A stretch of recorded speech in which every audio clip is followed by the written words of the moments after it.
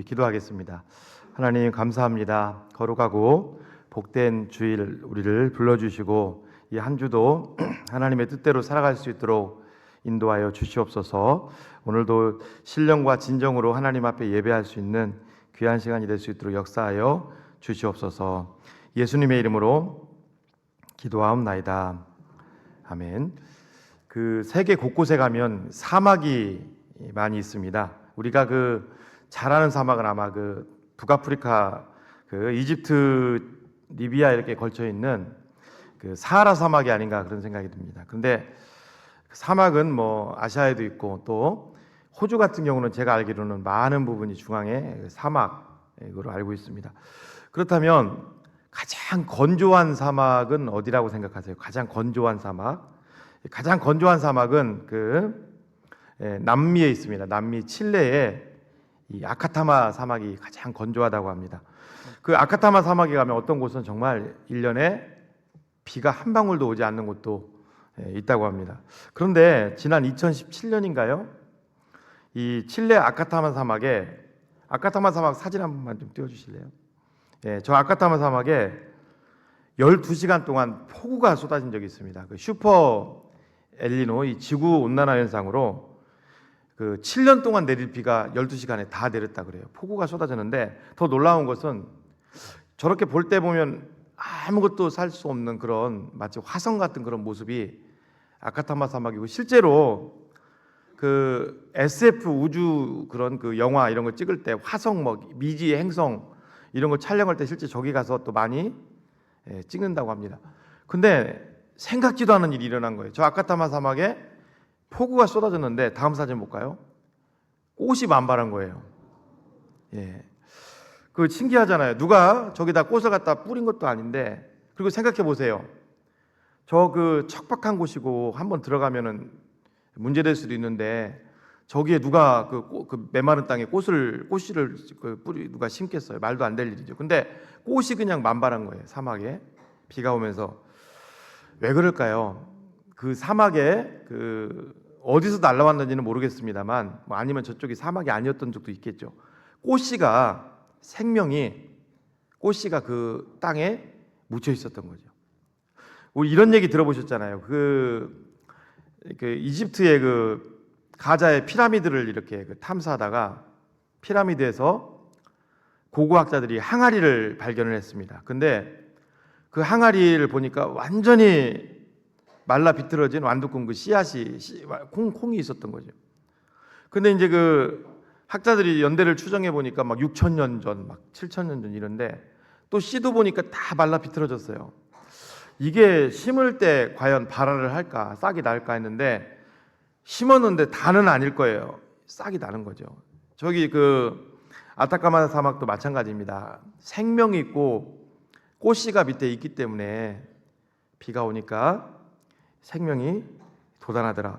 여러분, 예수님을 믿는 사람들은요, 우리 속에 다 성령이 내주하고 계시는 줄로 믿습니다. 성령이 구약시대처럼 들어왔다 나갔다는 게 아니라 예수님을 믿으면 보혜사 성령이 다 내주하고 계세요. 성경에 보면은 누구든지 예수 그리스도 성령이 아니고서는 예수님을 주라고 고백할 수 없다 그랬어요. 그러니까 성령이 우리 속에 다 있습니다. 근데 우리가 살아가다 보면 신앙은 업다운도 있을 수 있고요. 또 여러 가지 상황으로 어려움을 맞다 보니까 우리 속에 성령의 충만함, 이게 늘 지속되지 않아서 그렇지 성령은 늘 있다는 거예요. 성령은. 자, 여러분, 성경은요 우리에게 한 가지를 보여주고 있는데, 오늘 이 갈라디아서 말씀을 통해서 뭘 보여주냐면, 예수님을 믿는 모든 사람들이 표면적으로는 다 동일하게 보이지만 우리 속에 늘 전쟁을 하고 있다는, 날마다 늘 전쟁을 하고 있다는 거예요. 그 전쟁이 무슨 전쟁이냐? 우리 17절과 18절 아까 읽었던 말씀을 제가 한번 읽어드릴게요. 육체의 소욕은 성령을 거스르고 성령은 육체를 거스르나니 이 둘이 서로 대적하므로 너희가 원하는 것을 하지 못하게 하려 함이니라. 너희가 만일 성령이 인도하시는 바가 되면 율법 아래 있지 아니하리라. 그러니까 우리 속에 육체의 소욕과 이 성령의 소욕, 성령의 일이 늘 싸운다는 거예요. 늘 하루도 빠짐없이 늘 싸우는 거예요. 여러분들이 이것을 늘 알고 계셔야 합니다. 우리 속에는 늘 안전지대가 없어요. 늘 싸우는 거예요. 늘 성령의 소욕과 육체의 소욕이. 그러면 육체의 소욕이 뭐냐? 우리가 아까 읽지는 않았습니다만 19, 20, 21절에 보니까 이렇게 나와요. 육체의 일은 분명하니 곧 음행과 더러운 것과 호색과, 호색은 이성을 막 미친 듯이 좋아하는 거예요. 호색과 또 우상숭배와 주술과 원수 맺는 것과 분쟁과 시기와 분냉과 당짓는 것과 분열함과 이단과 투기와 술 취함과 방탕함과 또 그와 같은 것들이라. 그러니까 육체의 일에 대해서 쭉 나열을 해놨는데요. 육체의 일은 다 제각각이죠. 다 제각각이에요. 그 대신에 우리가 아는 그 성령의 열매는 또 하나인 것을 보게 돼요. 우리가 사랑, 그죠? 희락, 화평, 그 다음에 오래 참음, 그 다음에 자비, 양선, 그 다음에 충성, 그 다음에 온유, 절제. 이게 9가지 열매. 이거는 하나예요. 하나. 따로 떨어지는데, 근데 육체의 일은 다 제각각이에요. 그런데요, 재미있는 것은 제각각인 것처럼 보이는 이 19, 20, 21절 육체의 일을 자세히 들여다보면요, 또 뿌리는 하나예요. 다 어디에 맞춰져 있어요? 자기 자신에게 맞춰져 있어요. 다 자기 자신에게. 여러분, 우리 인간은요, 아담과 이래로 죄를 짓고 나서 나타난 현상이 있어요. 하나님을 떠나서 두 가지가 나타난 거예요. 뭐냐면요, 자기를 신뢰하는 거예요. 여러분들이 나가서 한번 전도를 해보십시오. 종교를 굳이 안 갖고 있어도 자신을 은근히 믿는 사람들이 꽤 많은 걸 보게 됩니다. 자기를 신뢰하고, 그게 더 깊어지면 뭐예요? 자기를 사랑하죠. 안 믿는 사람들을 한번 보세요. 이 땅을 살아가는 이유가 뭐냐? 결국 자기예요. 자기를 위해서 사는 거예요. 자기와 더 나아가 자기 가족들, 그리고 열심히 이 땅에서 사는 거죠. 그리고 또 내 후손들, 내 가족들에게 또 뭔가를 물려주고 이 땅을 떠나고 싶어 하는 거죠. 결국은 안 믿는 사람들의 상황을 보면 모든 게 다 자기 중심, 자기에 맞춰져 있는 것을 보게 되죠. 맞춰져. 가인도 마찬가지잖아요. 아벨을 죽였어요. 왜 죽였어요? 자기 때문에 죽인 거예요. 내가 인정 못 받으니까 죽인 거잖아요. 그리고 나중에 그 가인의 또 특징은 하나님을 떠나서 자기를 위해서 성을 다 쌓죠. 여러분, 노아의 홍수가 왜 왔습니까? 잘 들여다보십시오. 사람들이 하나님을 찾지 않고 다 제각각 자기 만족, 자기 신뢰, 자기 사랑, 거기 빠지니까 하나님이 끝낸 거죠. 그래서 여러분, 성경에는 이렇게 나오죠. 하나님의 아들들이 사람의 딸들을 좋아하게 되고 서로 결혼하고 섞이고, 이것도 다 자기라는 거예요. 그래서 우리가 이 땅을 살아가면서 여러분, 예수님을 믿는다는 건 뭐냐면 자기를 신뢰하고 자기를 사랑하는 마음이 다 누구든지 있잖아요. 그런데 이 자기가 첫째인데, 예수님이 이런 말씀하셨어요.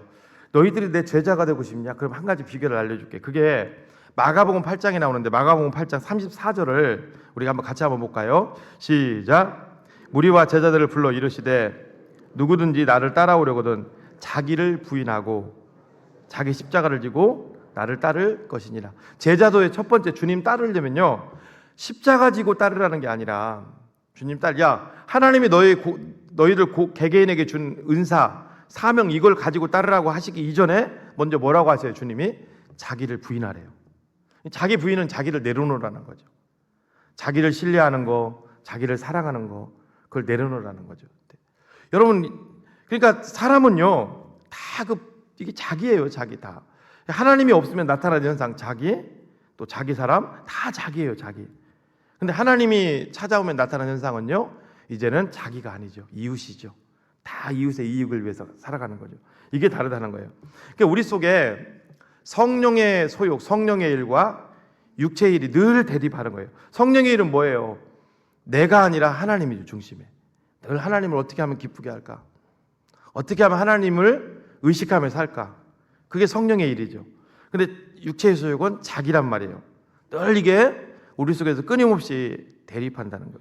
저는 이 설교를 준비하면서요, 예전에 했던 오래된 영화입니다만 영화가 하나 떠오르더라고요. 우리 영상 한번 볼까요? 바로 그 고지전이라는 저 영화인데 보신 분들도 있을 거예요. 이게 무슨 영화냐면요, 백마고지 전투를 다룬 영화예요. 1952년 10월 6일 횟수로 이제 6.25 전쟁이 3년째가 되잖아요. 3년째가 됐는데 판문점에서는 휴전 협상이 이제 딱 유엔군하고 이제 북한 쪽으로 휴전 협상이 딱 이루어지고 있었어요. 여러분, 협상이 쉽게 됐을까요? 아니죠. 왜 안 됐을까요? 서로가 조금이라도, 그렇죠, 휴전선을 38선을 딱 기점으로 더 땅을 서로 가지려고 해요. 우리는 뭐 개성 달라, 저 북한 쪽에서는 뭐 백령도 다 우리 거다. 뭐 다 서로가 이게 안 되는 거예요. 그러면 이제 휴전이 안 된 거잖아요. 그럼 1952년 10월 6일 판문점에서는 한참 휴전이 진행될 때 이 땅에서는 전쟁이 있었어요. 그때 이제 백마고지가요, 철원의 그 평야, 그 백마고지라는 그 고지를 국군 제9사단이 딱 점령하고 있었는데, 북한이 이제 자기들 힘으로 안 되겠으니까 중공군 38사단 딱 밀고 들어와가지고 그걸 막 뺏는 거예요. 그걸 그린 영화가 바로 백마고지 전투 고지전인데요. 이 열흘 동안 일어났어요. 열흘 동안. 그런데 10월 6일부터 열흘 동안 일어났는데 10일 동안 처음에 우리나라가 딱 백마고지를 점령하고 있었어요. 그러면 중공군이 딱 들어가지고 그걸 탈환을 하는 거예요. 이제 중공군이 주인이 됐어요. 그럼 우리나라도 가만히 있겠습니까? 휴전되면 뺏기는데 또 우리도 다시 탈환하는 거예요. 그러니까 열흘 동안 휴전이 협상 딱 끝날 때까지 열흘 동안, 휴전이 완료될 때까지 열흘 동안 무려 밤낮으로 12번 전쟁을 한 거예요. 이쪽에서 뺏었다가 이쪽에서 뺐다, 뺏고 뺏기고. 그리고 7번 주인이 바뀌었어요. 7번. 그리고 드디어 우리나라가 하나님 은혜죠, 딱 점령했을 때 휴전이 된 거예요. 그래서 우리 땅이 된 거예요. 여러분, 우리도 마찬가지입니다. 우리 속에 성령의 소욕과 하나님의 기뻐하는 일이 늘 대립한다고 보시면 돼요. 늘 안전지대는 없습니다. 항상 그래서 우리가 깨어 있어야 된다는 거예요. 제가 지금 영적 그 승리로 가는 비결 3번째 시간 하는 게 그겁니다. 늘 우리 속에는, 여러분, 내가 딱 안심하는 순간 방심하게 되고 방심하는 순간 무너지게 된다는 거예요. 여러분들 꼭 기억하십시오. 이제 직장 다니는 분들은요, 이제 이번 주 이제 한 뭐 금요일 저녁 되면 연휴가 시작되잖아요. 이번 뭐 연휴가 길죠. 그러면 좀 쉬겠다. 자, 우리가 이제 쉬셔야 되겠다고 쉬잖아요. 그럼 우리 영적에서는 영적도 같이 쉬어져서 평안이 오느냐? 아닙니다. 계속 싸움이 시작된다는 걸 여러분들이 아십시오. 그래서 우리가 늘 하나님 의지해야 되고 주님 붙드셔야 되는 거예요. 늘 그래서 여러분 제가 한번 여러분들 생각해 보세요. 구약 성경을 볼까요? 구약 시대에 보면은 전쟁이 없었나요? 계속 전쟁이 있었죠, 그죠? 여러분, 가나안 땅에 들어가기 전에 이스라엘 백성들이 어땠어요? 애굽에서도 힘들었어요, 그렇죠? 그리고 가나안으로 가는 여정 40년 동안 계속 전쟁이 있었어요. 드디어 여호수아와 함께 가나안 땅으로 들어갔어요. 자, 가나안 땅에 들어갔을 때 평화로웠나요? 아닙니다. 가나안 땅에 들어가서도 계속 힘들었다고요. 자, 이제 왕들이 세워져요, 그렇죠? 왕들이 세워지고 나서 뭐 사사시대를 거치고 평안했나요? 계속 힘들었어요. 계속. 다윗 왕이 세워졌다고 해도 여러분 평안했나요? 솔로몬이 세워졌다고 해도 평안했나요? 계속 전쟁이 있었다고. 마지막 말라기 때까지 끊임없는 전쟁. 어떻게 보면 이 땅의 삶이죠. 그리고 나서 신약시대 때 예수님이 딱 오신 거예요. 그분이 평안으로 오신 거예요. 예수님 오셔서 하신 말, 내가 평강이라는 거예요. 내가 평강, 내가 빛이라는 거예요. 누구든지, 요한복음 8장 12절, 나를 따르는 자만이 어둠에 다니지 않을 거다. 이 세상에 여러분 안전지대는 예수밖에 없다는 것을 알려주신 거 믿습니까, 여러분? 어디에도 없어요. 그러니까 예수를 내려놓으면 항상 우리 속에는 이 전쟁이 일어날 수밖에 없다는 거예요. 자, 그러면 오늘 이 갈라디아서를 쓰게 된 배경이 뭐냐면요, 결국 전쟁입니다. 바울이 어렵게 세운 교회인데요, 마귀는 그 꼴을 못 보죠. 부흥되는 꼴을 못 보죠. 갈라디아의 율법주의자들, 유대 율법주의자들이 들어와가지고, 야, 예수님 너희들 잘 믿잖아. 근데 말이야, 성경의 구약의 율법 할례도 받아야 되고 이걸 지켜야 너희들 구원받을 수 있어. 자꾸 사람들을 혼돈시키고, 그리고 사람들을 갖다가 나뉘게 만들고, 그래 결국은 바울이 외치는 게 그거잖아요. 아니다. 구원받은 사람은 성령이 내주하고, 이신칭의를 갈라디아서에서 잘 설명하고, 구원받은 사람은 예수 그리스도를 붙들고 성령을 따라 살면은 구약의 율법에 흔들릴 필요가 없다. 그걸 알려주는 게 갈라디아서인데요. 저는 이 오늘 말씀을 통해서 죄와 타락이 지배하는 이 세상 가운데 어떻게 하면 우리가 성령 충만, 성령을 따라 살 수 있을까? 거기에 대해서 오늘 말씀을 통해서 몇 가지를 같이 조명을 해보려고 합니다. 첫째는요, 구원받은 성도는 내 자신이 누구인지를 분명히 확실하게 알고 가자는 거예요. 우리가 누구인지를. 여러분, 구원받은 성도는 내가 누구인지를 확실하게 알고 가자는 거예요. 자, 한번 여러분들께 여쭤볼게요. 제가 지금은 아니에요. 20대로 다시 돌아가서 어떤 사람이 와가지고 저한테 여성이 되면 남자보다 훨씬 더 좋은 게 많아요. 그래서 저에게 성전환 수술을 종용을 해서 여자로 좀 한번 되어보는 게 어때요? 그럼 20대 때 저한테 유혹을 했다면 제가 받아들일까요? 그건 여러분, 제 마음을 여러분들이 뭐 목사님이 받아들일까 안 받아들일까 궁금해할 필요는 없어요. 여러분들이 지금 여기 여성분들도 계시고 남성분들도 계신데, 반대로 여성분들에게는 남자분들이 찾아와서, 누가 찾아와서 남자로 사는 게 훨씬 좋아요. 성전환 수술해서 남사람은 바꿔보는 게 어때요? 그럼 여러분들 쉽게 받아들일까요? 아니죠.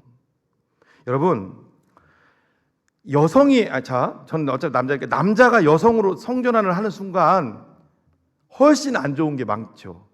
그렇지 않겠어요? 늘 약 먹어야 되죠. 아니, 여성도 마찬가지죠.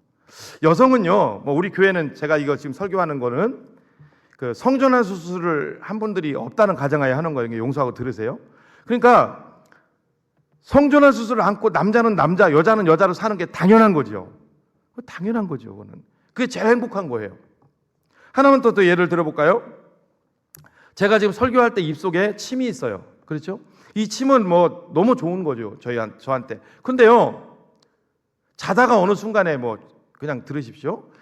뭐 침이 좀 흘렀다. 그럼 저도 더럽더라고요. 그렇잖아요. 이게 나오면은 저도 더럽죠. 그렇죠? 여러분, 제 목에 뭐가 있어요? 가래가 있어요. 가래도요, 얼마나 유용합니까? 이 가래 없으면 안 되잖아요. 그렇죠? 다 걸러주잖아요. 근데 이 가래가 제 것인데도 불구하고 나오면은 더러워요. 하나만 더 예를 들어볼까요? 우리 몸속에는 혈관을 타고 피가 계속 돌아갑니다. 근데 제가 오늘 설교하다가 피가 쭉 흘렀다고 해보세요. 그럼 여러분들도 보기 그렇고, 저도 보기 그렇고. 피는 어디 있을 때 제일 좋은 거? 내 몸속에 있을 때 좋은 거예요. 저는요, 참치를 제가 좋아하는 편인데요. 참치를 좋아해요.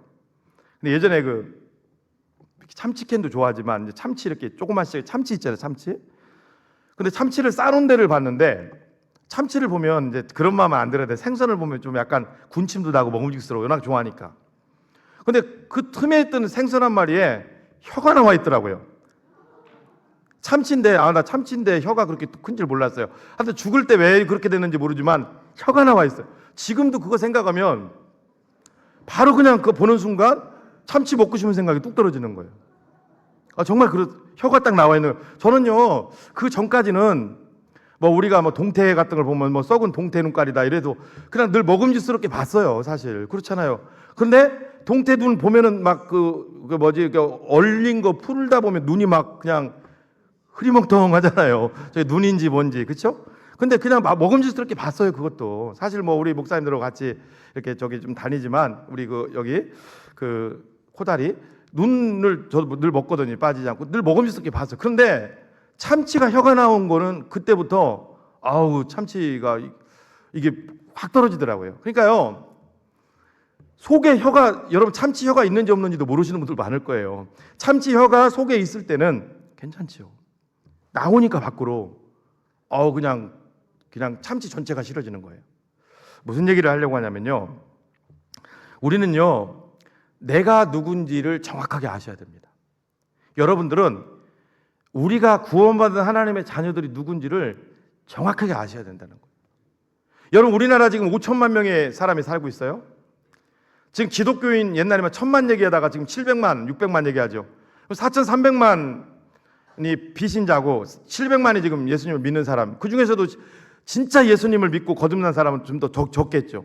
그러니까 그 사람들을 하나님이 어떻게 여기시고 우리가 어떻게 살기를 원하시는지를 아셔야 된다는 거죠. 남자로 여자 흉내내면 안 되잖아요. 여자가 남자 흉내내면 안 되잖아요. 그거 얘기하는 거예요. 자, 하나님은요, 이스라엘 백성들이 가나안 땅에 들어가기 전에 호렙산에, 시내산에 그들을 모아놓고, 너희들이 가나안 땅에 들어가면 내가 너희들한테 이거 해줄 테니까, 하나님은 먼저 해주시는 분이에요. 여러분, 하나님은요, 먼저 뺏고 이거 하는 분이 아니라 먼저 해주시는 분이라고. 먼저 아들을 보내주시고 은혜를 주시고, 믿습니까? 성령을 보내주시고 그걸 의지하며 살게 하시는 분이잖아요. 똑같아요. 신명기 7장 1절부터 5절을 보면, 1절을 보면 내가 이렇게 다 해줄게, 너희들은 이렇게 살아, 얘기하는 게 너희들은 내 백성이기 때문에. 자, 7장 1절부터 5절 말씀 우리 같이 한번 읽어볼까요? 시작. 내 하나님 여호와께서 너를 인도하사 내가 가서 차지할 땅으로 들이시고 내 앞에서 여러 민족 헷 족속과 기르가스 족속과 아모리 족속과 가나안 족속과 브리스 족속과 히위 족속과 여부스 족속과 너보다 많고 힘이 센 7 족속을 쫓아내실 때에 내 하나님 여호와께서 그들을 내게 치게 하시리니 그때 너는 그들을 진멸할 것이라. 그들과 어떤 언약도 하지 말 것이요 그들을 불쌍히 여기지도 말 것이며 또 그들과 혼인하지도 말지니 내 딸을 그들의 아들에게 주지 말 것이요 그들의 딸도 내 며느리로 삼지 말 것은 그가 내 아들을 유혹하여 그가 여호와를 떠나고 다른 신들을 섬기게 함으로 여호와께서 너희에게 진노하사 갑자기 너희를 멸하실 것임이니라. 오직 너희가 그들에게 행할 것은 이러하니 그들의 제단을 헐며 주상을 깨트리며 아세라 목산을 찍으며 조각한 우상들을 불사를 것이니라. 6절에 어떤 말씀이 나올까요? 딱 이거 나와요. 너는 하나님의 성민이다. 여러분, 우리는 하나님의 택한 백성이고요. 하나님이 아까 1절 보세요. 내가 다 쫓아내 줄게. 오늘날로 말하면 예수님을 통해서 우리 다 주셨잖아요. 여러분, 예수님을 통해서 우리 이 땅에서 하나님이 안 주신 게 뭐가 있어? 다 주신 거예요. 다. 단지 더 좋은 걸 주시려고, 더 좋은 은혜를 주시려고 이 땅에 남겨두시고 천국 갈 때까지 우리를 성화의 과정 속에 어려움을 주시는 거지. 그 어려움도 사실 따지고 보면 더 지나고 보면 하나님 더 잘 믿게 하는 거잖아요. 다 주셨어요. 다 주신 거라고. 최고 무기 다 주셨고 예수님의 십자가 보혈의 무기. 그러면 대신 하나님께서 우리 가운데 원하는 건 뭐냐면요, 이 땅에서 권종민이면 권종민, 여러분들의 이름을 불러보시면서 여러분들로 살라는 거예요. 기웃거리지 말라는 거예요. 믿습니까? 여러분 꼭 기억하십시오. 우리는요 그냥 쥐처럼 살가만히 들어가서 교회에서 예배드리고 밖에 나가서 쥐처럼 그냥 슬금슬금 몰래 이렇게 온갖 먹어서는 안 먹을 거, 할 거 못 할 거 다 하면서 살다가 또 주일 되면 슬그머니 와서 예배드리고 그런 존재가 아니란 말이에요. 교회나 세상이나 주님이 그랬잖아요. 나는 빛으로 이 땅에 왔다. 너희들도 빛으로 이 땅에서 살아라. 여러분 우리는 항상 어디를 가든지 하나님의 자녀라는 정체성으로 살아가시기를 예수님의 이름으로 축복합니다. 이게 왜 그러냐면요, 이게 오늘 갈라디아서 5장에 이게 나와요. 여러분 이걸 설명해 드릴게요. 아까 얘기 드렸죠. 남자가 여자로 성전환을 하면 처음에는 신기하고 좋겠죠. 자, 남자가 여자가 됐어요. 아이고 이제 남자들만 있는 목욕탕 가다가, 죄송합니다, 여자들 목욕탕도 한번 가보고 뭐 처음에 신기하겠죠. 그런데요 또 여자가 남자가 되면 또 여자들 있는 뭐 여탕만 들어가다가 남탕도 좀 가보고 뭔가 신기하겠죠. 뭔가. 그렇죠?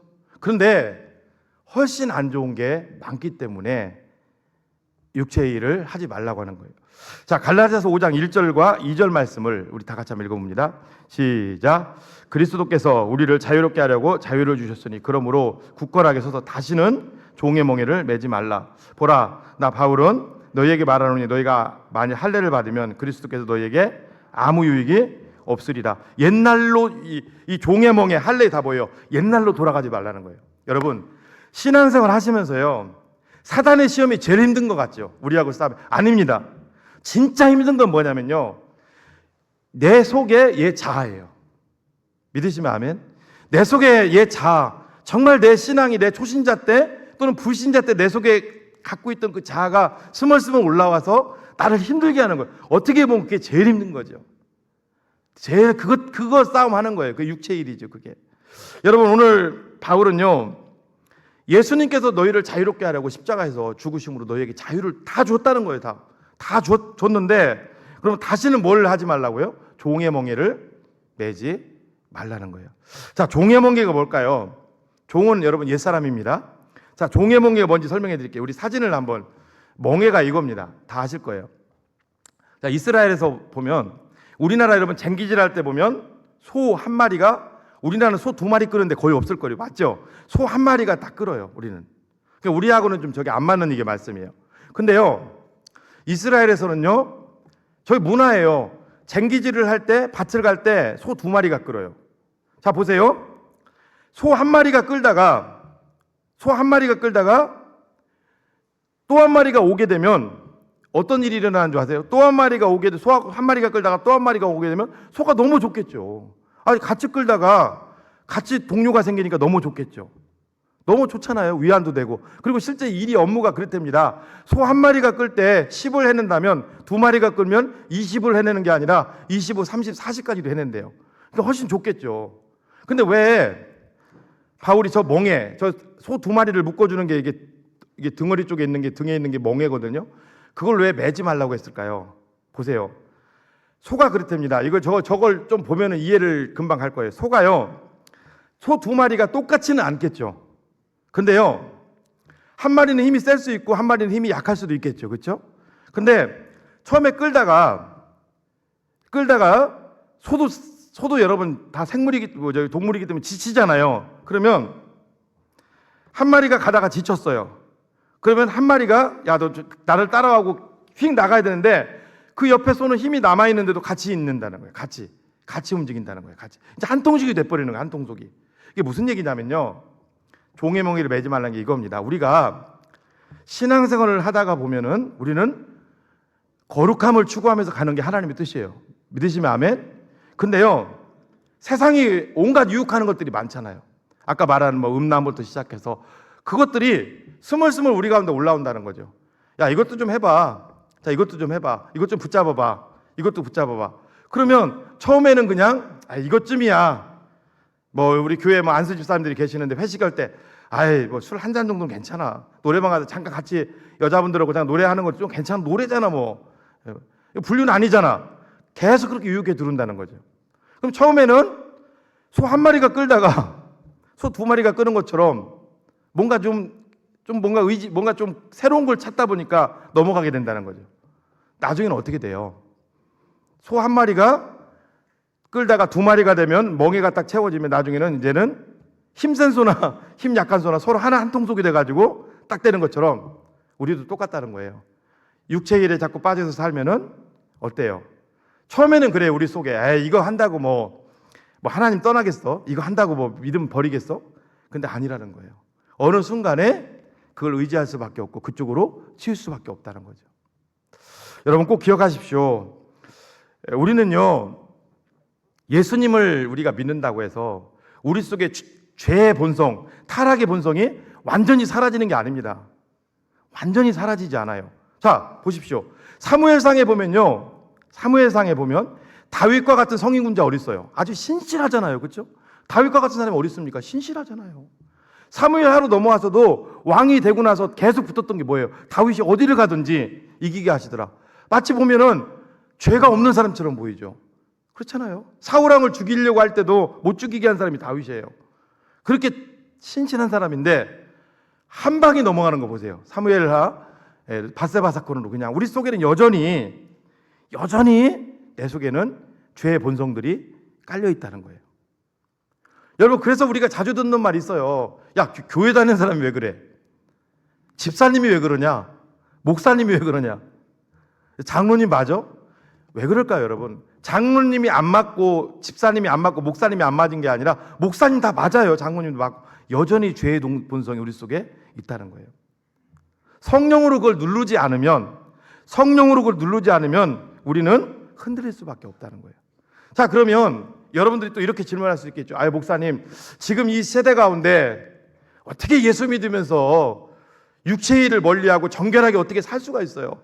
어떻게 예수 믿으면서 우리가 올바르게 살 수 있어요? 그렇게 얘기할 수 있죠. 보세요. 지금 얼마나 힘들어요. 여러분, 저도 한 10년 가까이 직장생활 했다 그랬잖아요. 사실 주일 성수도 정말 힘들고요. 제일 힘든 게 저는 그거였어요. 회식 자리 가는 거. 안 갈 수 없잖아요. 같은 팀인데, 그죠? 가야 되잖아요.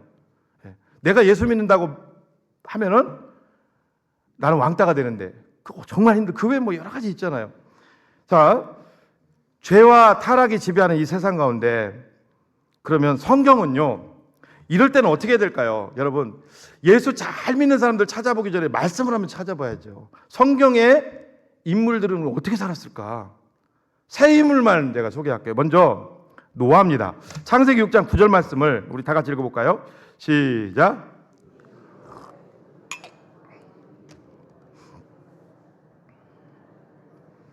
네, 노아는 의인이라고 나옵니다. 그죠? 그리고 완전한 자고 하나님과 동행했다. 자, 여러분 보십시오. 노아 시대가 더 타락했을까요? 지금이 더 타락했을까요? 지금이라고 하시면 안 돼요.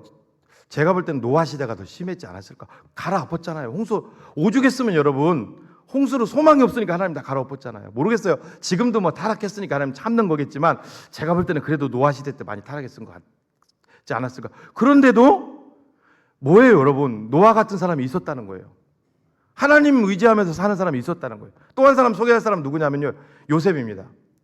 여러분, 요셉도 어떤 사람이에요? 애굽에서 살았던 사람이에요. 그렇죠? 애굽은요, 어떤 사람이 인도 가보더니 그러더라고요. 인도는 왜 이렇게 원숭이가, 인도의 그 도시에도 이렇게 원숭이가 왜 이렇게 많아? 당연하죠. 신으로 원숭이를 섬기니까. 근데요, 애굽은요, 원숭이는 양반이에요. 파리도 신으로 섬겼다고. 파리도. 그런 나라예요. 그런 나라의 고위층으로 있었던 게 누구예요? 요셉이라고. 근데 요셉이, 저는 성경을 볼 때 흔들림이 없어요. 하나님의 자녀라는 분명한 정체성을 가지고 곱게 갔잖아요. 자, 또 뭐 신약은 뭐 느헤미야도 있고 뭐 다 마찬가지예요. 이사야도 그렇고. 자, 구약은 신약으로 넘어와서 또 한 번만 소개할게요. 사도 바울. 바울 시대 여러분, 신앙 지키는 게 쉬웠을까요? 아닙니다. 녹록지 않았죠. 정말 쉽지 않았죠. 핍박도 많았고요. 정말 쉽지 않았죠. 그렇죠? 로마 뭐 황제를 신으로 섬기던 시대 아닙니까? 로마 제국의 압제 속에. 그렇죠? 예. 그러니까 바울이 그 상황 속에서도 하나님의 뜻대로 살려고 발버둥을 쳤고, 그가 쓴 로마서 12장 2절은 이렇게 얘기를 합니다. 읽어볼까요? 시작. 너희는 이 세대를 본받지 말고 오직 마음을 새롭게 함으로 변화를 받아 하나님이 선하시고 기뻐하시고 온전한 뜻이 무엇인지 분별하도록 하라.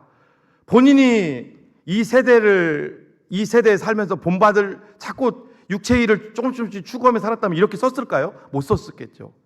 그러면 목사님, 그 하나님의 그 사람들, 성경 제가 지금까지 소개했던 그 사람들이 정말로 하나님의 뜻대로 살려고 발버둥을 쳤잖아요. 그들이 그렇게 살았을 때 귀한 게 뭔데요? 성경에 기록되잖아요. 성경에만 기록됐을까요? 하나님 앞에 섰을 때 나중에 주님 다시 오실 때 또 주님이 기억하시겠죠. 오늘날도 마찬가지입니다, 여러분.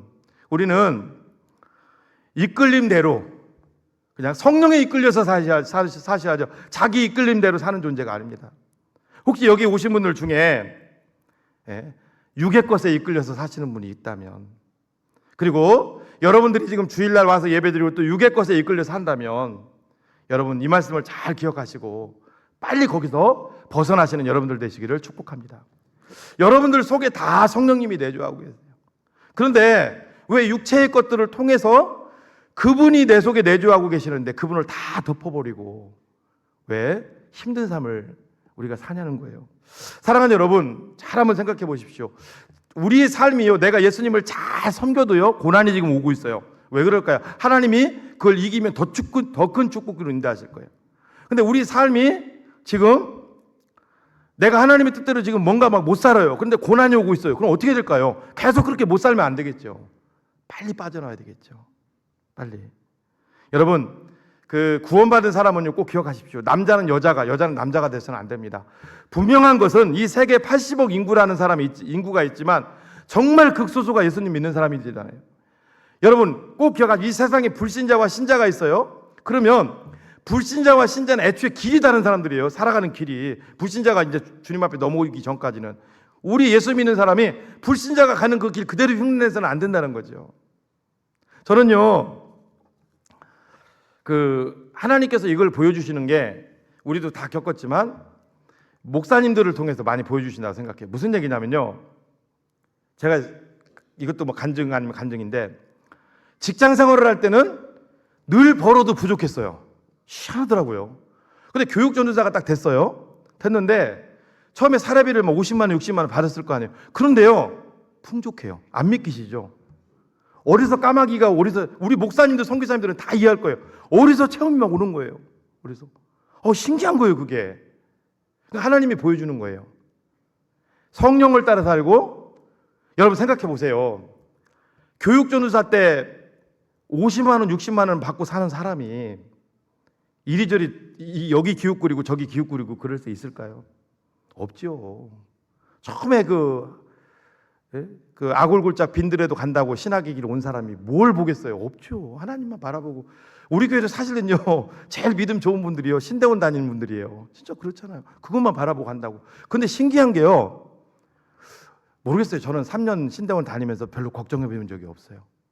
아우 내가 이게 보험료 뭐하다가 막 이렇게 못 내면 어떡하나, 아이고 뭐 어떡하나, 걱정될 게 많잖아요. 직장 다니다가 그러면 생각해 보세요. 직장 다니다가 금액이 소득이 이렇게 줄었는데 아무것도 없는데 내일은 어떻게 살 거예요? 내일 일은 나는 몰라요. 내년은 어떻게 살까 몰라요. 내년 일도. 그런데 뭔가 행복해요. 뭔가 있다고요. 참 신기한 게요. 부목사가 되고 이렇게 하면서 이렇게 좀씩 뭐 이렇게 풍족하면서 더 막 그럴 것 같지만 아니더라고요. 더. 제가 얘기 한번 드렸잖아요. 그 신대원 처음에 저 다닐 때는 보세 거기 가서 코트를 갖고 왔는데 여기 요즘은 이게 나오는 게 여기 짤록 들어간 거잖아요. 그거는 똥 이렇게 딱 된 거라고 각진 거. 그거 입고서 그 아저씨 양복 있잖아요. 그거 입고서 중등부 애들 설교했어요. 얼마나 애들 그때는 많이 나왔죠. 우리 교도 많이 나왔을 거 아니에요. 6, 70명 막 80명 나올 때 막 불같이 그리고 막 이렇게 했는데 그러니까 그게 안 보여요. 그게 이게 그러니까 등 따뜻하고 이게 배 기름 끼고 이렇게 하면서 이제 주변이 보이더라고요. 이렇게 웃자고 하는 얘기가 아니고 성령을 따라 살면은 안 보입니다. 그러나요? 육의 것을 따라 살면은 보입니다. 잘 보세요. 아까 제가 다시 돌아갑니다. 성령의 열매는 하나라 그랬어요. 나머지 포도 하나입니다. 그죠? 포도 한 송이 주세요. 하나라고. 근데요, 아까 그 육체의 열매는 다 분리되어 있어요. 음행 다. 왜 그럴까요? 이것 따라가다가 계속 따라다니 평생 그러다 동치는 거예요. 이것 따라가다 이것 따라가. 하나가 아닙니다. 분리되어 있다고 다. 이 단어가 어떻게 여러분 음행하고 같을 수가 있어요. 분리되어 있는데 또 깊이 들어가면 자기예요. 뿌리는. 여러분 꼭 기억하십시오. 우리가 이 땅을 살아가면서 여러분 늘 하나님의 자녀라는 분명한 정체성을 여러분 갖고 사셔야 됩니다. 그래서 야고보서도 여러분 거룩, 행위 이거 강조 많이 하잖아요. 야고보서에서요 최고의 경건을 뭐라고 할까요? 최고의 경건을 자 성경 많이 읽는 거, 기도 많이 하는 거. 자 우리 야고보서 1장 27절 말씀 뭐라고 하는지 한번 읽어볼까요? 시작.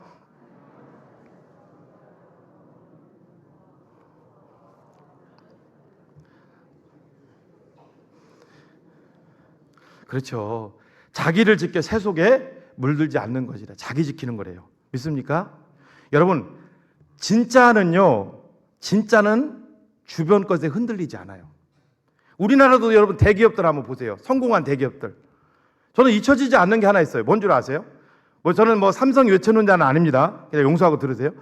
처음에 여러분 삼성이 휴대폰에 도전할 때요. 지금은 세계 1위 됐잖아요. 휴대폰을 도전할 때 삼성은 낄 자리도 없었어요. 뭐가 유명했을까요? 그때 노키아. 유럽에서는 노키아. 그리고 한 번쯤 알죠? 큰 거. 그 미국에서는 모토로라. 160만 원짜리 알잖아요. 그거는 휴대폰이 아니라 던지면 맞으면 그냥 흉기로도 쓸 수 있어요. 간첩도 잡을 수 있어요. 그걸로. 모토로라 이따만 거 있잖아요. 그죠? 근데 또 이따만한데 청바지 입고 남들 보이게 여기다 끼고 다녀 막. 엉덩이가 툭 튀어나오게. 그랬어요. 이게 일부러 보려고 그렇죠? 일부러 또 전화 받을 때 나 전화기 있다고 큰 소리로 전화하고 그랬던 시절이 있어요. 그 삼성을 사실 낄 자리가 없었어요. 그런데 삼성이 모토로라하고 노키아처럼 했다면 오늘날 삼성 휴대폰은 없었죠. 다르게 했기 때문에 되는 거예요. 다른 길을 가니까 되는 거예요. 우리도 꼭 기억하십시오. 다른 길을 가도록 하나님이 부름받은 하나님의 자녀들인 줄로 믿습니다. 힘들더라도 외롭더라도 그 길 가시라는 거예요. 2014년 알티 캔달이라는 사람이 쓴 내일의 기름 부음에 나오는 내용입니다. 어떤 목사님도 인용을 하셨더라고요. 미국 텍사스에 설교를 아주 잘하는, 교회도 목회도 잘하는 부흥사가 계셨어요. 말씀 들을 때 다 청중들이 다 녹는 그런 부흥사가 있었는데 많은 사람들이 또 신학생들, 목사님들이 또 추종하고 그랬는데 이분도 독특한 게 있어요. 설교를 하다가 절정에 이르되 클라이막스에 이르면 여러분 예수님 믿으십니까? 그러면 성도들이 아멘 그럴 거 아니에요. 그럼 귀를 딱 대가지고 듣는 거예요. 예수님 믿으십니까? 그럼 또 이게 듣는 거예요. 근데 이분이 워낙 또 스타성이 있고 잘하니까 젊은 목사님들이 또 그분을 또 따라하는 거예요. 여러분 그 따라하는 것도 우리나라도 옛날에 조용규 목사님 많이 따라했습니다. 제 대전에 옛날에 제가 그 극동방송 듣는데 어떤 침례교회인데 목사님이 설교하는데 조용규 목사님이 나오셨더라고요. 그래서 저는 조용규 목사님 저희 강사로 가셨나? 똑같아요. 알고 봤더니 흉내 내시는 거야. 근데 성도도 많이 모여요.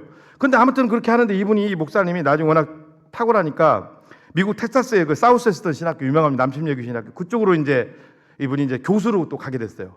거기서 은퇴를 했는데 켄달이라고 하는 목사님이 나중에 그 학교를 방문할 일이 있어요. 그래서 이렇게 귀 이렇게 했던 그 목사님하고 이제 은퇴했지만 친했던 교수님하고 얘기하다가 식사 자리에서 얘기 나왔어요.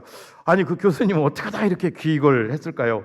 청중들 이게 반응 올리려고 그런 걸까요? 그랬더니 의외의 대답이 나온 거예요. 뭐라는 줄 아세요? 아, 그 목사님이요, 귀 먹었다. 귀가 어렸을 때 이게 귀가 장애가 들려가지고 귀가 안 들린대요. 그리고 자기가 마지막 클라이맥스 하고 성도들 반응 보려고. 근데 다른 목사님들은 뭐예요?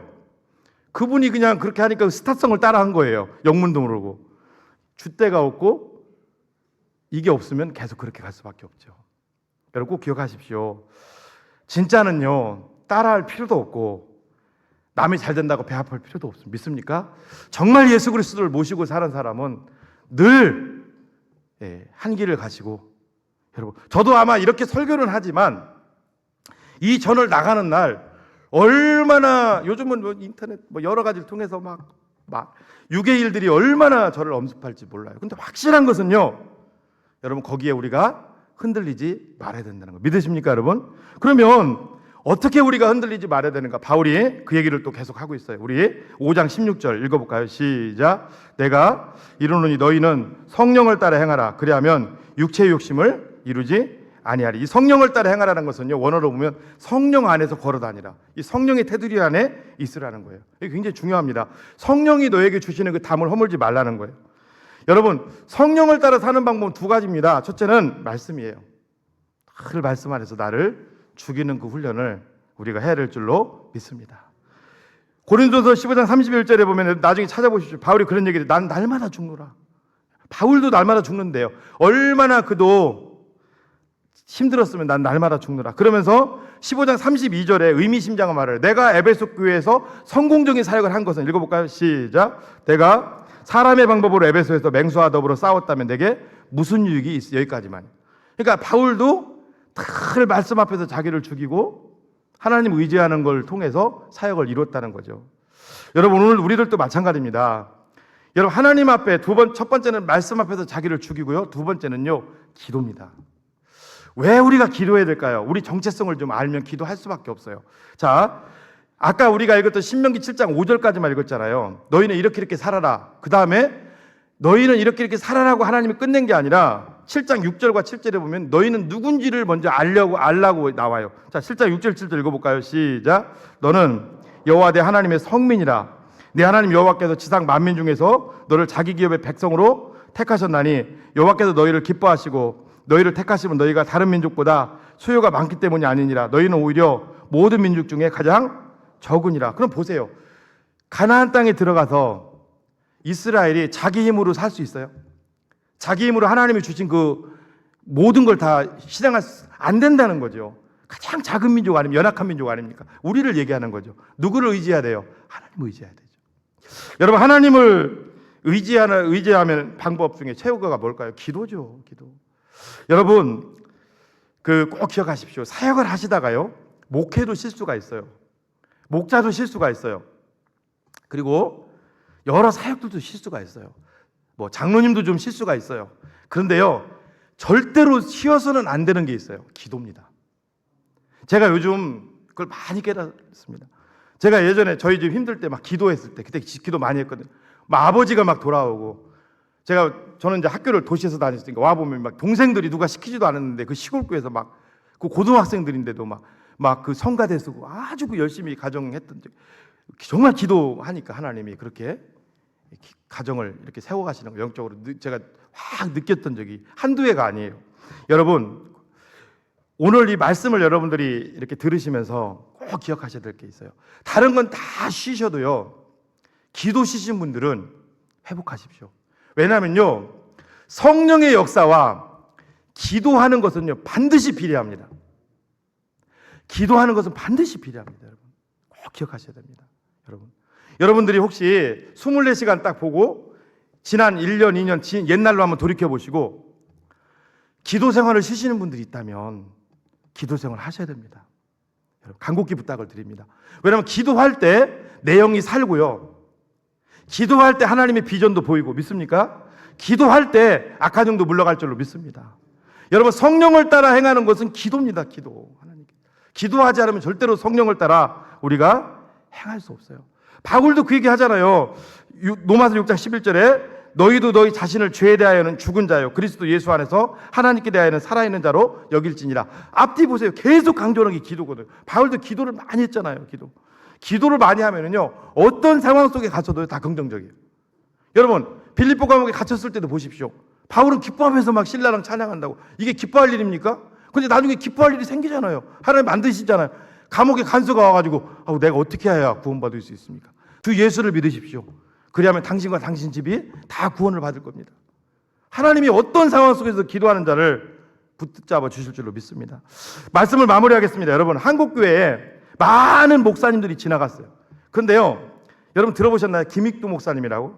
이분은 어디 평양의 유명한, 이름도 무슨 호랭이, 유명한, 제 주먹의 한 두세 배 되는 주먹을 갖고 있는 유명한 건달입니다. 유명한 깡패예요. 근데 김익두 목사님이 우여곡절 끝에 이제 예수님을, 캐나다 여자 선교사님의 그 전도지를 받고 예수님을 믿게 됩니다. 그리고요, 완전히 이분이 변화됐는데, 변화의 원동력이 뭔지 아세요? 김익두 목사님 머리가 나빠요. 할 수 있는 게 없어요. 할 수 있는 게 하나밖에 없어요. 정말 기도 많이 했어요. 이분이 하나님께 순교당했는데, 순교당하기 전에 28,000번 설교를 했고요, 776번 부흥 집회를 인도했는데요. 이분의 현장에서 깨진 사람들이 많아요. 예를 들면 한 소년이 와서 이분의 설교를 듣고 뒤집어졌어요. 그리고 이분이 신학교를 가서 오늘 총진대 학교를 세우고 우리 합동축 신학을 다 만든 박경룡 박사가 5학년 때 이분한테 깨졌어요. 그리고 이분한테 또 깨진 유명한 분이 있어요. 누군지 아세요? 주기철 목사님. 그러니까 그런 걸출한 사람들이 다 깨졌다고요. 여러분, 김익두 목사가 한 번은요, 완전히 변화받고, 한 번은 이제 낡은 성경책 끼고 낡은 양복 입고 이제 혼자 부흥 집회를 가고 있었대요. 근데 그 동네에 이제 불량배들이 이제 목사가 오니까 소금물을 담은 재수 없다고 물을 이렇게 소금물로 만들어서 한 바켓을 목사님에게 뒤집어 씌운 거예요. 그러니까 막 물이 다 물에 빠진 생쥐가 됐겠죠. 그런데 김익두 목사님이 웃으면서 뭐라는 줄 아세요? 형님들 기뻐하십시오. 그러니까 이 사람이 돌았나, 기뻐하십시오. 그 다음 말이 이런 얘기를 했다고 합니다. 형님들, 과거에 김익두가 여기 있었으면 형님들은 다 이 세상 사람들이 아닙니다. 오늘의 김익두가 있기 때문에 여러분들이 이 세상 사람들이 깜짝 놀란 거죠. 그 사람이 김익두인지 몰라요. 워낙 명성이 자자했으니까. 여러분, 오늘도 마찬가지입니다. 하나님 앞에 우리는 권종민, 여러분들 이름을 부르면서 분명한 정체성을 가지고 사십시오. 그것은 바로 성령을 따라 사는 방법입니다. 그리고 성령을 따라 사는 방법, 다른 게 없습니다. 말씀 앞에 우리 자신을 죽이는 훈련 계속 하시고요, 계속 하나님 앞에 기도할 때 여러분들의 앞길을 하나님이 선하게 인도해 가실 줄로 믿습니다. 하나님, 오늘도 성령을 따라 살 수 있게 도와주시고 주님이 기뻐하는 삶을 살 수 있도록 인도하여 주시옵소서. 예수님의 이름으로 기도하옵나이다. 아멘.